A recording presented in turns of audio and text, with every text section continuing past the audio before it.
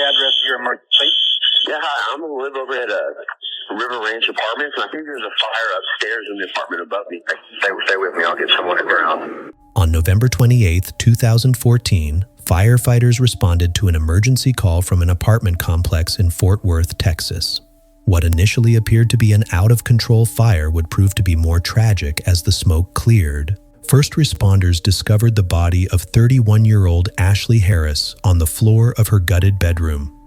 But when investigators began looking closely at Ashley's body and examining the cause of the fire, it led them to something more sinister than an accidental death. Patrick Sweet was sleeping in his River Ranch Apartments in Fort Worth, Texas, on the morning of November 28, 2014, the day after Thanksgiving. He was abruptly awakened by a loud scream followed by a thud from the apartment upstairs. He turned to check the time and discovered that it was 7:30 a.m. The sounds were followed by heavy breathing, and shortly afterwards he heard the front door of the apartment above open and close. He assumed his neighbor, 31-year-old Ashley Harris, was leaving for work. Peering out the window, he saw Ashley's white pickup truck still parked in its space while an unfamiliar black car was leaving the parking lot. He returned to bed trying to put the odd incident out of his mind.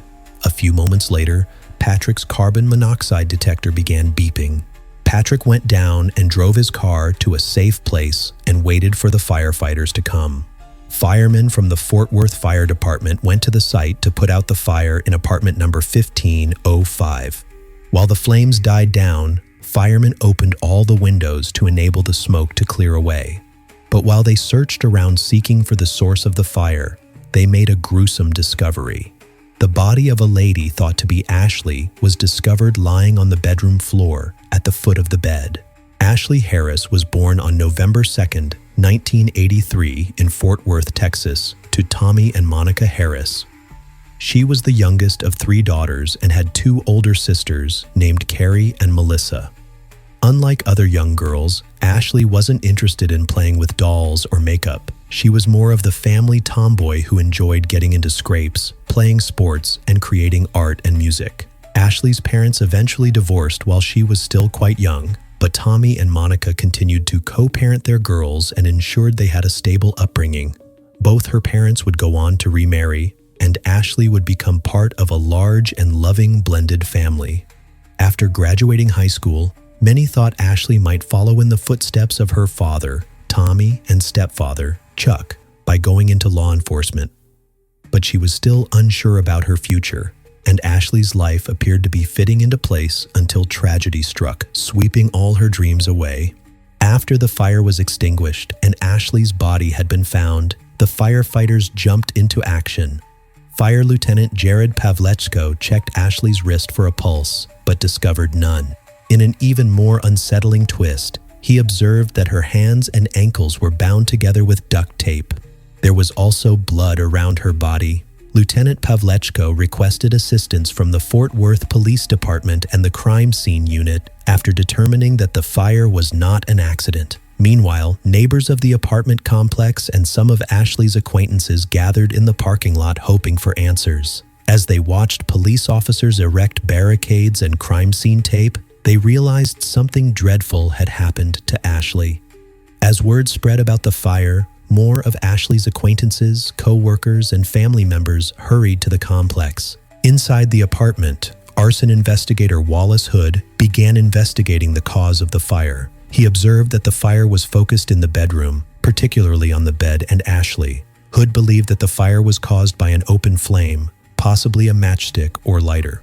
He also discovered an open bottle of rubbing alcohol, which was likely used as the accelerant beneath the mattress in the bedroom.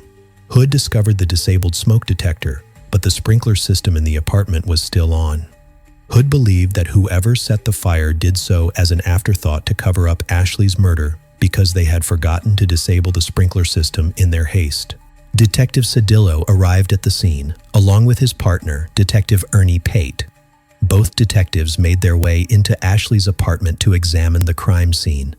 The living room already had decorations that Ashley had started to put up for the upcoming holidays. There was no sign of a struggle in the bedroom. Ashley's body remained unmoved on the floor beside the bed. Cedillo knelt down and began his own examination, He took note of the bindings on Ashley's wrists and ankles and observed she'd been partially burned, but not enough to completely disfigure her body. When he turned her over, it was clear that Ashley's death was definitely a homicide. Ashley had been beaten so badly that blood had seeped into the carpet beneath her body and her throat had been slit. The medical examiner would later confirm that Ashley's death was caused by excessive blunt force trauma and asphyxiation due to strangulation. The autopsy would reveal no trace of smoke in her lungs, indicating that she died before the fire was started. Investigators at the crime scene were able to identify Ashley from her driver's license, which was found in her wallet on the bathroom counter. There was also a tattoo of Jeremiah 29:11 on Ashley's body. Detective Cedillo now faced the daunting task of informing the growing crowd of Ashley's death. When Cedillo walked out to meet the crowd and asked if the Bible verse Jeremiah 29:11 meant anything to them, many people fell into hysterics, confirming it was one of Ashley's favorite verses. Cedillo then called for calm and asked everyone to wait inside the apartment lobby for questioning so they could determine what transpired that night.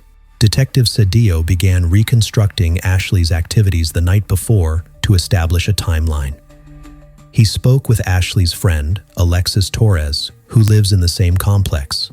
Alexis informed him that on the evening of November 27, 2014, Ashley and a group of close friends celebrated an early Thanksgiving dinner because Ashley had to work that night in preparation for the Black Friday sale. The next day, Alexis was caring for Ashley's pet dog, Nala. When Ashley returned from work around 3:40 a.m. on Friday morning, Alexis carried Nala back to the apartment where the two ladies spoke briefly before Alexis left around 4 a.m. Alexis hadn't heard from Ashley in a while, and it wasn't until after 6:55 a.m. that morning that she noticed a call from her. However, when she tried to return the call, there was no answer. The detective then asked the gathered group if they'd noticed any unusual activity last evening or early that morning. Ashley's downstairs neighbor, Patrick, immediately spoke up, describing the strange sounds he'd heard from Ashley's home that morning right before his smoke detector went off.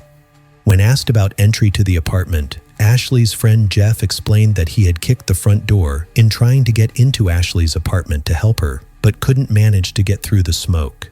He only got to the kitchen before turning away. There was no sign of Ashley, and calls to her phone went unanswered. But Jeff was able to grab Ashley's dog, Nala, who was frantically trying to escape.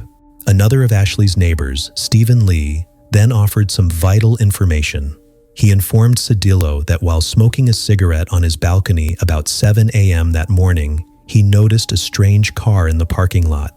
Stephen was positive the automobile was a black Infiniti G35 with a false toll tag sticker on the windshield. It was parked next to Ashley's white pickup truck, so he figured it was a friend or family member visiting. After hearing Stephen's account, Patrick confirmed that the car spotted leaving the complex after 7:30 a.m. was likely a black Infiniti G35. Detective Cedillo noted that although Jeff had kicked the front door in, the deadbolts were still engaged, indicating that the killer had closed and locked the apartment door before leaving. A search of Ashley's apartment found that nothing of value had been stolen, but no one could locate Ashley's ring of keys, which held her apartment, truck keys, and store keys. It appeared that the killer had stolen the keys, but it made no sense. Ashley's truck remained in the parking lot. So why had the killer stolen the keys, but not her automobile? Detective Cedillo went to Alexis for additional information, asking her if she knew anyone who owned a black Infiniti G35. Alexis didn't, but Ashley's store manager, Chris Cravey, who was there among those gathered, promptly gave an answer. Chris informed Cedillo that one of his former female employees, 25-year-old Carter Cantrell, had a black Infiniti G35. Carter worked at the store's Amarillo, Texas branch, which was more than 5 hours away from Ashley's apartment. But when Cedillo looked up Carter's address, he discovered she lived only 2 miles away. Detective Cedillo and his partner Ernie decided to drive by Carter's apartment and saw a black Infiniti G35 parked in the complex. Intrigued by the connection, Cedillo contacted the store manager, Chris, to inquire about Carter while they staked out her residence. Carter had worked as an assistant store manager at the Amarillo location of American Eagle until she hired her boyfriend, 19-year-old David Mallory. The store policy did not allow employees to date each other. Given Carter's good work record, she was offered a chance to transfer to the Hulen Mall location where Ashley worked. But soon after Carter made the move, her boyfriend David was fired from the Amarillo store after missing 3 shifts. Chris told detectives that there were rumors of a rivalry between Carter and Ashley owing to Ashley's popularity. This animosity increased after a robbery happened on August 24, 2014, at the Hulen Mall store. Ashley discovered the safe had been left open and that $18,000 had been stolen. Together with Chris, the loss prevention unit, and another employee, they watched the surveillance video. It was clear that the burglar knew exactly where to go, making it seem like an inside job. Ashley and the other employee were sure that the man in the video was Carter's boyfriend, David Mallory. Chris realized that Carter had locked the store. Carter was still dating David on the night of the robbery and had even falsified a social security number so that he could be employed. Suspecting that Carter was an accomplice in the robbery, she was suspended for a week while investigations continued at the store. In the end, Carter was fired for negligence, but no official charges were filed against Carter or David. Cedillo believed that the attack on Ashley was an act of revenge, but he was still perplexed as to why the couple had taken Ashley's ring of keys, including her store keys. As the detectives kept an eye on Carter's apartment, the answer was about to be revealed. While waiting for his suspects to make the first move, Cedillo applied for search warrants for Carter and David's cell phone records, vehicles, and apartments. While this was being processed, on Saturday morning, November 29, 2014, Carter and David exited the apartment at 7:15 a.m. Carter was wearing a nondescript gray sweatshirt and black hat, and the couple got into the black Infiniti G35 and drove off. The investigators followed the couple as they drove towards the Hulen Mall. Carter stepped out of the vehicle while David drove the car to another exit. The detectives devised a plan to stop David. They pulled up next to him and asked why he was waiting in the parking lot so early in the morning. David explained that he was waiting for his girlfriend, who'd gone to the Aeropostale store to fetch some paperwork, as she had just started a new job there. Detective Cedillo made his way into the mall while Detective Pate spoke with David. Pate was fortunate because David was not carrying his license, allowing him to be taken into police custody. The investigators waited outside for Carter as the Infiniti G35 was hauled away, but Carter was never seen exiting the mall. The detectives then returned to Carter's apartment, where they found her in the laundry room, dressed in pink scrubs and doing her laundry. Cedillo asked Carter if she'd want to address any questions about the recent robbery at the American Eagle store. Carter quickly consented and joined them to the police station. At the police station, Carter remained cool and answered Cedillo's questions. Cedillo asked routine questions about her history and worked to keep her talking. He casually questioned her about her Thanksgiving dinner. Regarding her background, Carter had attended West Texas A&M University before moving to Fort Worth to work at American Eagle Outfitters. She lied to Cedillo that she was the store manager at American Eagle, but admitted to having lost her job after accidentally leaving the door unlocked and allowing a robber to get into the store. After more questioning, Cedillo went back to asking Carter about Thanksgiving and what she had done after the celebratory dinner. Carter explained that she and David had spent the night at home watching movies. What did you make?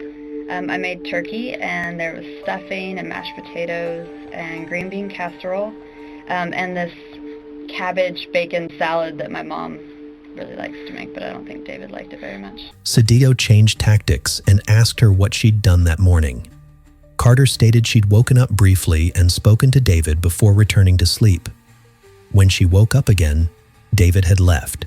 Cedillo confronted Carter about the lie because he had followed her car to the mall that morning, but Carter flatly rejected the claim.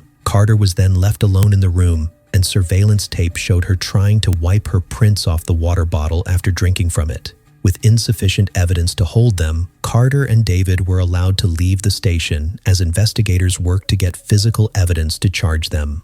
Despite letting Carter and David go free, Detective Cedillo was undeterred. Later that day, on November 29, 2014, investigators began searching the couple's apartment and both their cars. The black Infiniti G35 that belonged to Carter and a white Cadillac that was registered to David.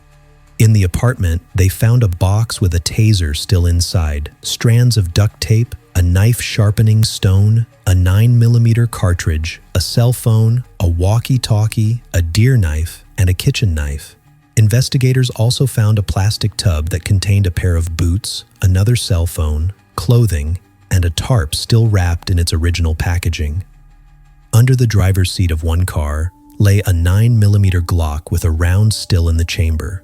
Detectives recovered the keys to David's car from inside the black Infiniti G35 and began searching the Cadillac. In the trunk, they found 2 shovels, a box of plastic sheets, and rope. The couple's cell phone records didn't reveal any messages alluding to Ashley's murder, but it was evident that they were planning something. On David's phone, they found images of Ashley's apartment taken days before her murder. There was also a set of location coordinates that pointed to an area near Lubbock, Texas. When Cedillo and his team arrived at the site, they discovered that a shallow grave had been dug out. Surveillance footage from Hewlin Mall from Saturday morning showed that Carter had gone directly to the American Eagle store, which was closed, and tried to unlock the door with Ashley's keys. However, the store manager, Chris Cravey, had changed the locks after learning about Ashley's death. When her break-in attempt failed, Carter quickly walked away. More surveillance footage showed her exiting the mall in the direction of her apartment. Armed with physical evidence, detectives moved to arrest the couple. On December 4, 2014, Carter was detained in Lubbock, Texas, and David was apprehended in Amarillo, Texas. They were charged with 1 count of capital murder each and were placed on $100,000 bond. In May 2016, Carter Cantrell went on trial for the murder of Ashley Harris. She pleaded not guilty to all charges. The prosecution team theorized that Carter had murdered Ashley as revenge for getting her fired from the store following the robbery. At the same time, Carter intended to use Ashley's store keys to steal money from the store safe after the Black Friday shopping sale. Carter maintained that she did not commit the murder but had been asleep in her apartment at the time. She then blamed David, telling the court that he pressured her into robbing the American Eagle store, threatening to kill her family and hurt her. She claimed that to punish her, David had allowed several of his friends to assault her. The prosecution refuted her allegation by showing video evidence of her buying the shovels, tarp, rope, and bungee cord. David was called to testify against Carter, but he pleaded the fifth, the right invoked by the accused to avoid incriminating themselves by remaining silent. The prosecution also pointed out Carter's remarkable ability to lie without a second thought, requesting that these behaviors be considered when making a decision. Having heard all the evidence presented, the jury found Carter Cantrell guilty of capital murder. On May 26, 2016, she was sentenced to life in prison without the possibility of parole. In August 2016, the jury also found David Mallory guilty of capital murder. He, too, was sentenced to life in prison without the possibility of parole. For those who knew and loved Ashley, a bright light had been extinguished forever.